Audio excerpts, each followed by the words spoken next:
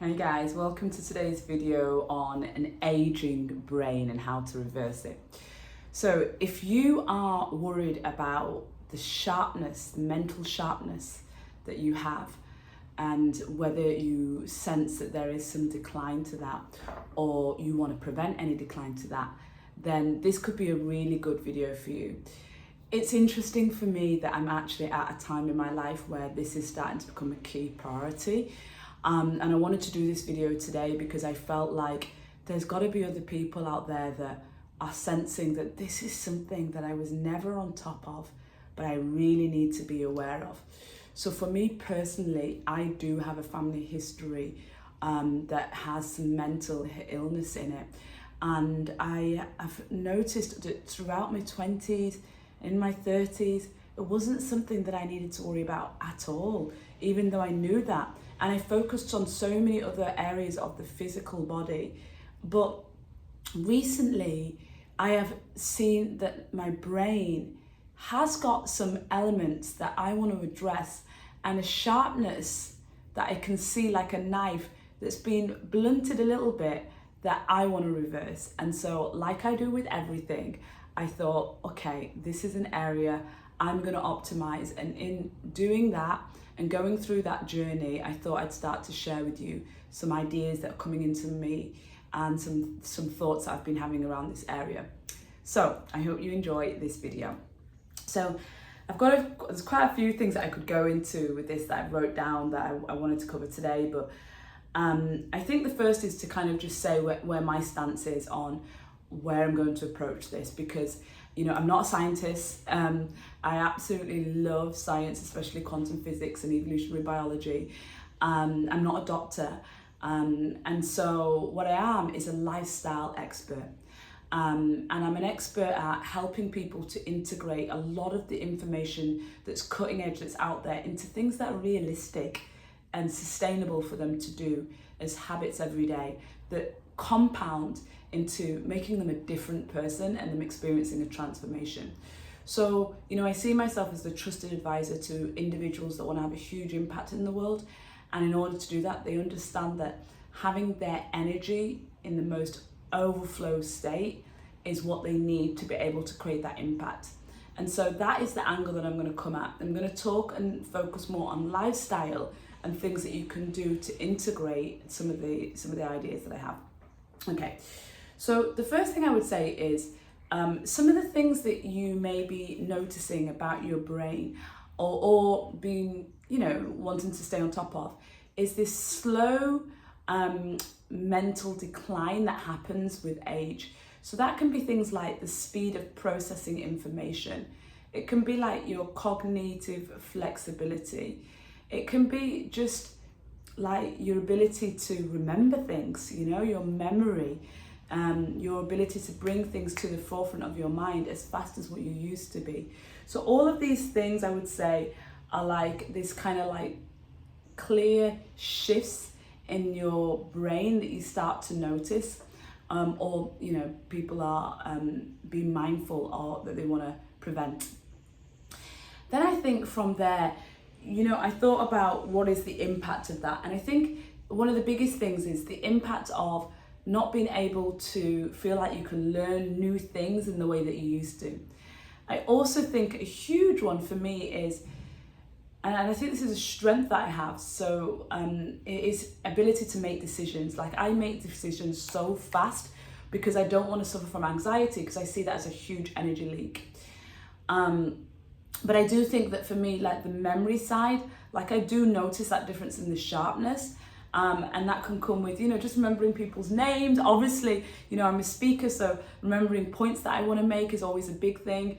And just staying on top of that, like being able to pull back things that happened in the past that are things that are still important to where I'm going. There's a lot of things I'm really willing to let go of. And then an obvious one, for I think high performance leaders is just the ability to focus, like have a presence and a focus that you really want, that impact that you have by your energy being channeled and focused into a specific thing. So these are the things that I would say are the impacts that it can have when you're not really taking care of your brain. So let's move to this concept that I want to talk about, where we tap into the fact that there is a plasticity of the brain. There is the ability for the brain, that we now know through various studies, for the brain to regenerate and the brain to improve. So previously we just thought that, the decline of brain, it happens with age and there's nothing we can do about it. But we know through studies of brain plasticity that the synapses of the brain, they can be rewired. We can regenerate cells in our brain at any age. And I think this is so empowering for me, because it means that, we do know that our brain starts to really have some, decline from as early as our 20s. But, once you know better, you do better.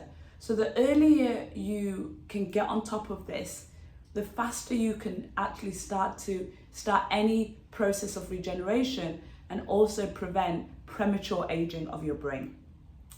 So, I haven't even really gone into the importance of the brain in this video, because there's so much we can talk about there, but I think we know, right? So with the plasticity of the brain and the regeneration of the cells, I think the important thing for us to look at here is this one component of the mitochondria. The mitochondria is like a factory producing energy inside the cell. So if you imagine mitochondria sits inside the cells and is constantly producing this ATP, which is the energy currency, and protecting our mitochondria in our cells is what's going to allow that regeneration process to happen with more fluidity, with more ease. And that's really what we want to protect. So if we think about the things that are going to affect our mitochondria, it's going to be things like environmental toxins. It's going to be things like eating processed foods. And it's going to be things like stress to our brain, So we want to look at those lifestyle habits that we can make. And let's go into that and look at exactly where we would start and what we might want to focus in on. So for me, the obvious one is nutrition. Like, one of the nutrients that I like from food source is an oil, and it's an element that we want to look at for our brain, because when we are feeding our brain with healthy fats, knowing that the brain is predominantly a fatty tissue, we want to make sure that we feed it with the fats that it absolutely loves. And medium chain triglycerides, MCT oil, is a type of oil that crosses the blood-brain barrier. So if you imagine, the brain is very clever at protecting itself, so it has a barrier of protection, and therefore some things can't cross over that. But these medium chain triglycerides are a type of molecule, medium chains, that do cross over that blood-brain barrier and feed the brain with that fuel that it needs. And so MCT is an oil that you can buy. There are various qualities of that, so you want to just do a bit of research on that online. But MCT is a type of oil that you can drizzle over your food. What's really popular, something that I did about 9 years ago when I opened my organic restaurant, which was to do bulletproof coffee, where you blend black coffee with grass-fed butter, or ghee is also good, and MCT oil, and it gets this creamy, frothy, like a latte looking coffee. And that's a really good way to use the MCT oil. So this is a really good way of thinking, let me give my brain a fuel that it needs. Another really good nutrient is fatty fish for omega-3. Now you can supplement with a really good source of omega-3 that is being filtered. Obviously, if it's coming from a sea fish source, you might want to have it filtered. So there are supplements that have been third-party tested to, if they're using something like fish oil, that there's no mercury, there's no contamination in there. So omega-3 supplement or fish oil. When I was a child, we used to get a tablespoon of cod liver oil. Oh my God, the taste of it. And there's a really beautiful oil that I use from 𝐡𝐚𝐫𝐬𝐳 actually, called PC Balance. It's a blue label. And that one is a really good fuel for the brain.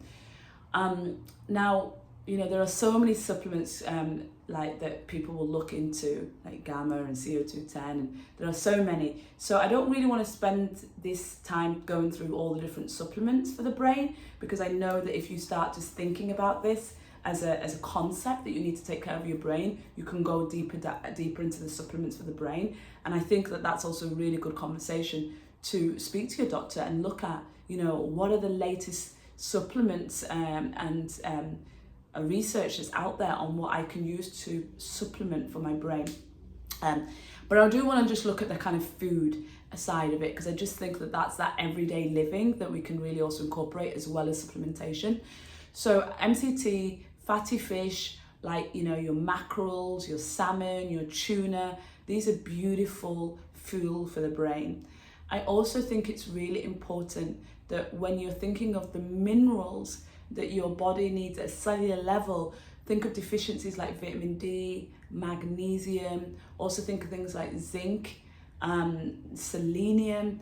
These are minerals that often people, through not testing, end up being depleted, and then that's not allowing that cell, the mitochondria in the cell, to have the fuel that it needs.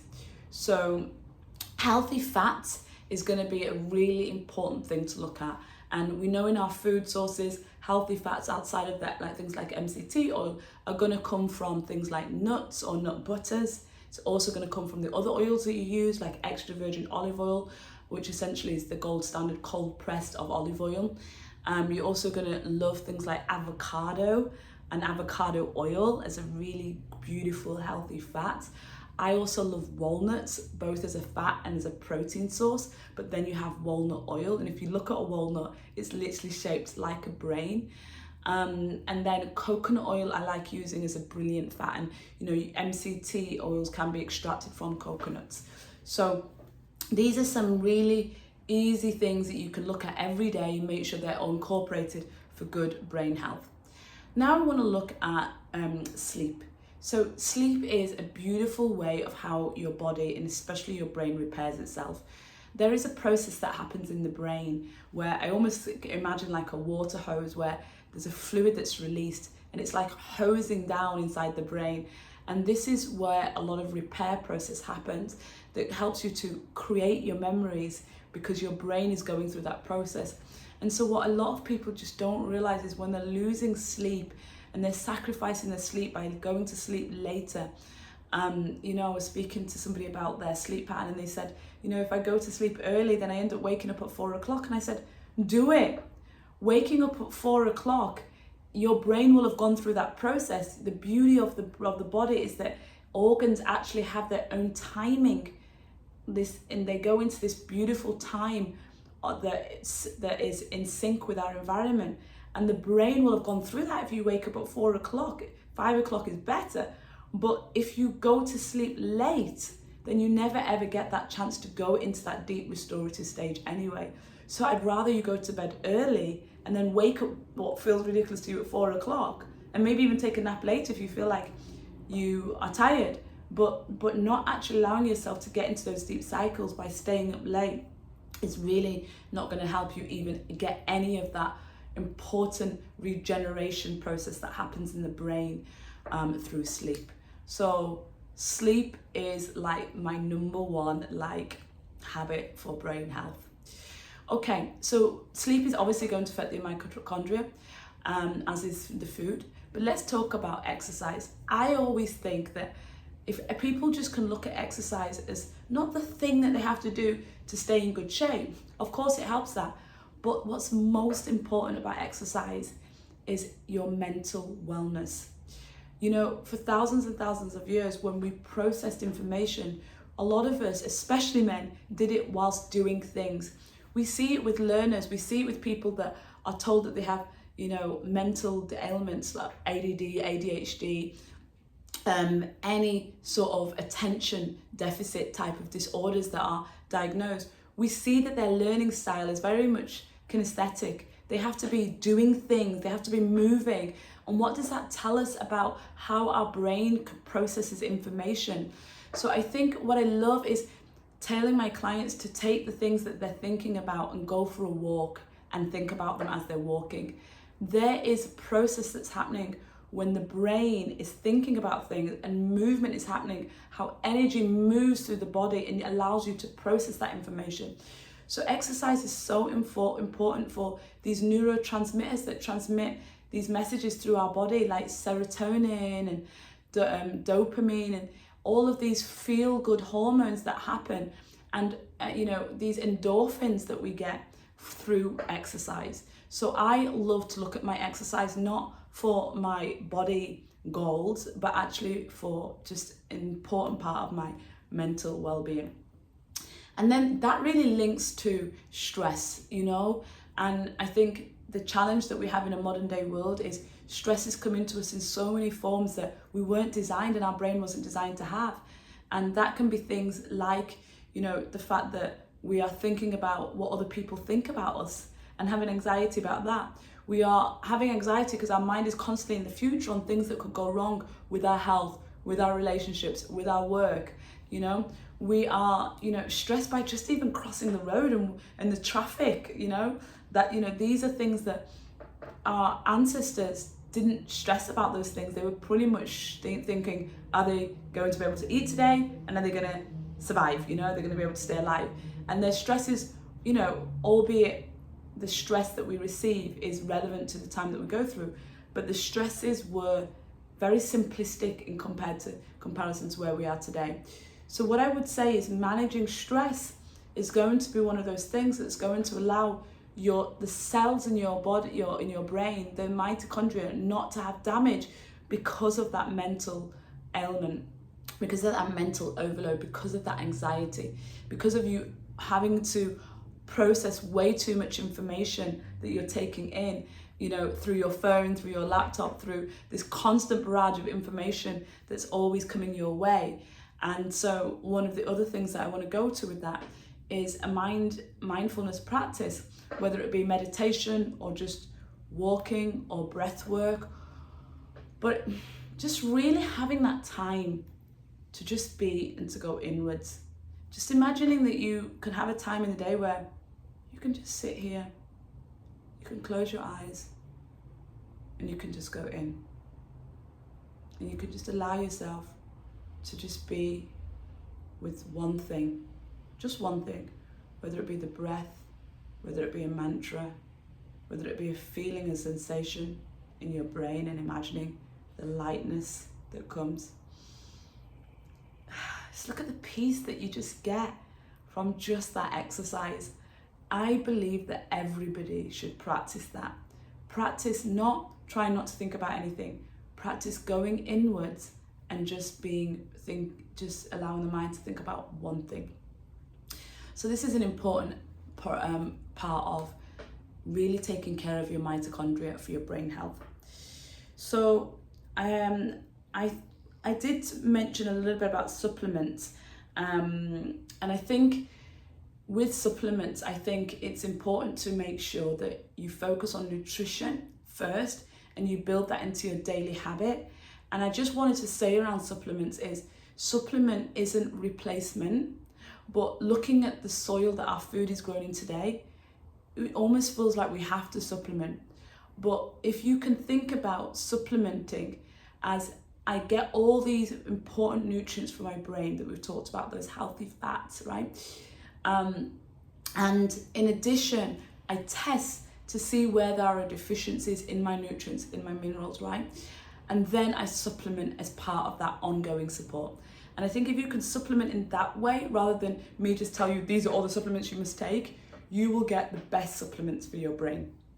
So that's all of my share today that I wanted to talk about in kind of reversing your age and really making sure that you've got good brain health.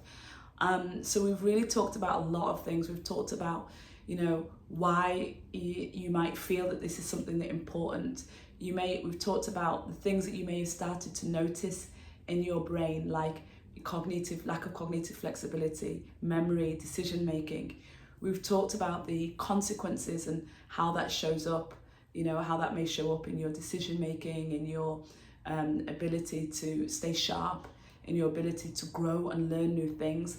And then we've talked about, really underneath that, we know that the studies are showing us that there is a plasticity of the brain that allows us to keep on regenerating the cells in our brain, whatever age. And one of the core things to do that is by focusing on mitochondria health, which is that factory in the cells that is really producing our energy, the ATP, and that energy currency. And then we've talked about the different ways through nutrition, through movement, through sleep, through stress management, and through supplementation that we can take care of our brain. So if you have any questions, if you'd love to explore any particular area, there's so much in this that I could dive deeper in, do leave it in the comments. And if you, like me, have come to realize that energy is your most important value and you want to stay on top of it, please subscribe to my video. And maybe you think that there's somebody that really needs to hear some of these insights that are just kind of realistic lifestyle things that we might want to consider for taking care of our brain. And if so, not only subscribe, but please share this video with somebody that you'd like. And I hope that this has provided you with good value. And if it has, please like this video to make sure that so many other people can get access to it. Thank you so much. I've really enjoyed sharing this, and I can't wait to share more videos on how you can optimize your most valuable currency, which is your energy. Take really good care of that brain of yours, and I will be sharing more things that I do in taking care of mine. Take care.